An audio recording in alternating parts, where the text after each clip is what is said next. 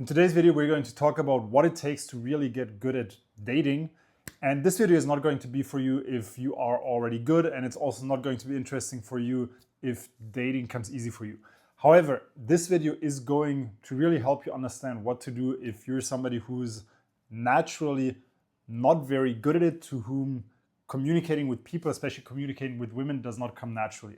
So what I've noticed with many people that I worked with over the last 12 years at this point, what I've noticed is that many people that struggle with dating, that really struggle, that they expect that the moment they learn how it works, that results will just start coming. And unfortunately, that's not how it is. And that can be very frustrating, especially when you see other people to whom it seems to be coming naturally.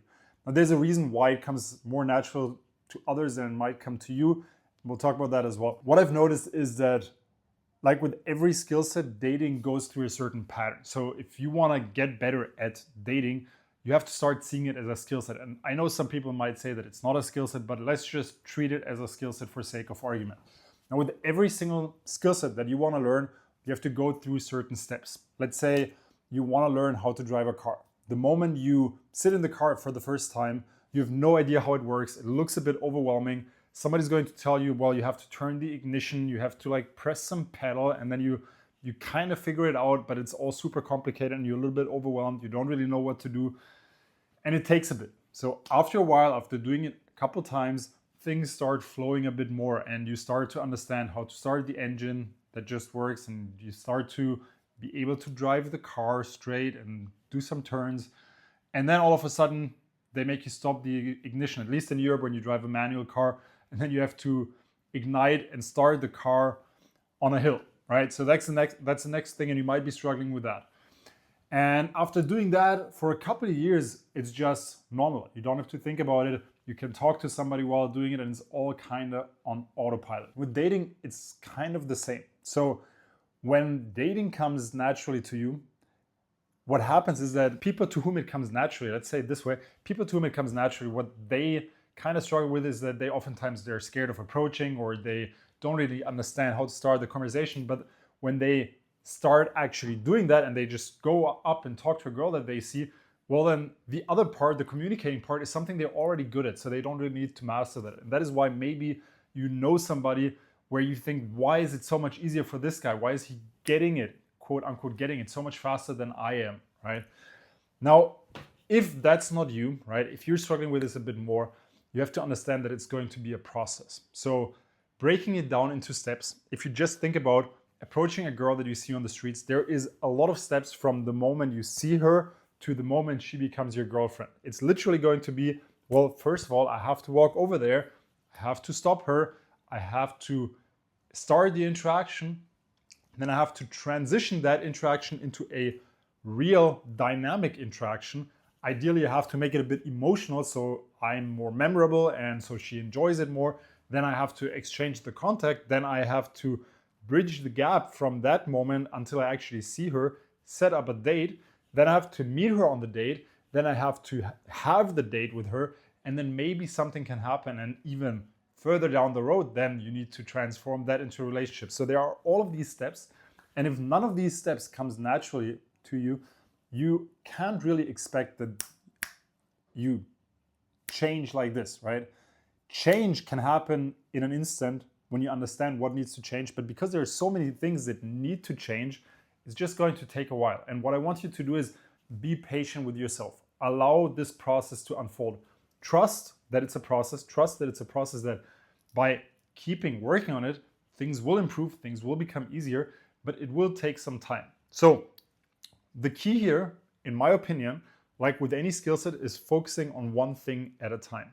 Think of it as, and I like to think of fighting because that's what I do a lot, like kickboxing and boxing, but you could also think of any other sports.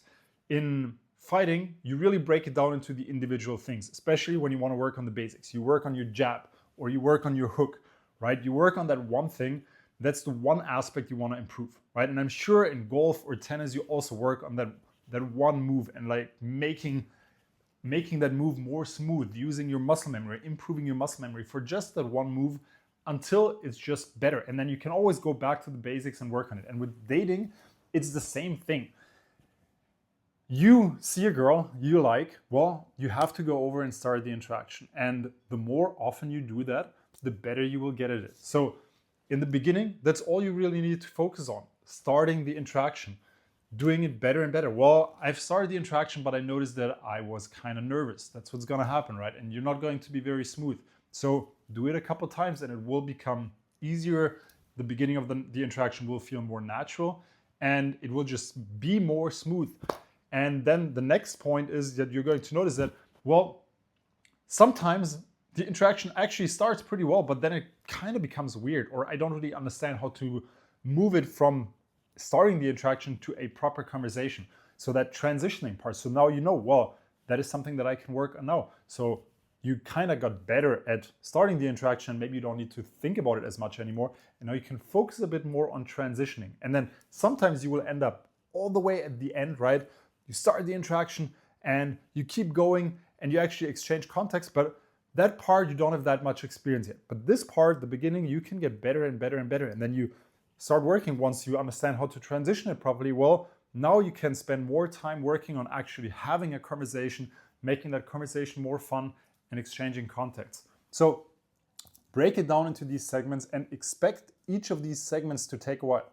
There is this saying, the proverb, I don't know what you call this, where it is being said that it takes about 10,000 hours to master a skill set.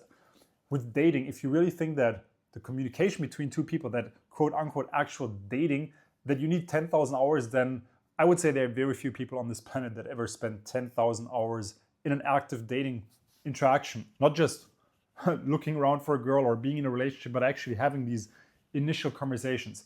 So keeping that in mind, 10,000 hours to mastery, that is a lot. So talking to 5 girls for less than a minute because it doesn't work out is of course not going to get you anywhere near that mastery level. You will just need to expose yourself to these circumstances and be patient.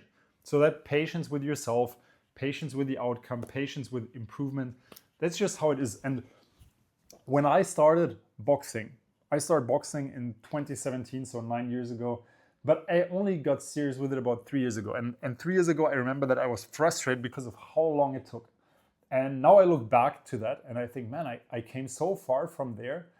But really, even now, if I compare myself to a professional, I'm maybe at 3% skill set, right? So the time it takes to get good at something, even if you train almost every day, even if you work at it almost every day, it just takes some time. So I don't want to discourage you. I want to actually do the opposite and encourage you that, well, if you're not seeing results, it's normal. It's because that skill set needs time to build. And the only way to build it is to keep working towards improving it, get feedback on what you're doing wrong, and then improve again, right?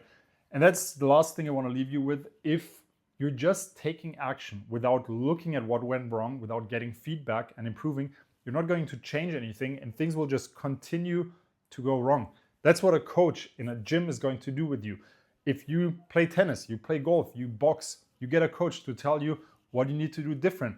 Oh, maybe you need to extend your arm more on the jab, right? Maybe you need to use your body more on an uppercut, right? But you need somebody to tell you what to do. You can also do it on yourself. It will just require a lot more time. But if you don't try to understand how to do things better, you will not improve, right?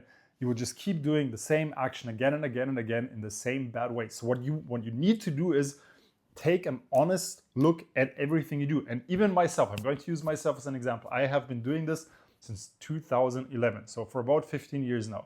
Let's say 2012 for sake of argument, because it was end of 2011. Almost 15 years I've been doing this. And still, I look at every part of the process and think about what I can improve. Well, how can I make this more smooth? Remove friction from the interaction. How can I make it more fun? How can I make it more engaging, right? And I look at all of the aspects of the process and think about how I can make it better for myself. So if I still do it, then of course somebody who is just starting out also needs to do this. Now with that said, as always, if you want my help, there's a link to my calendar. Let's hop on a call. And other than that, I'll see you in one of my next videos.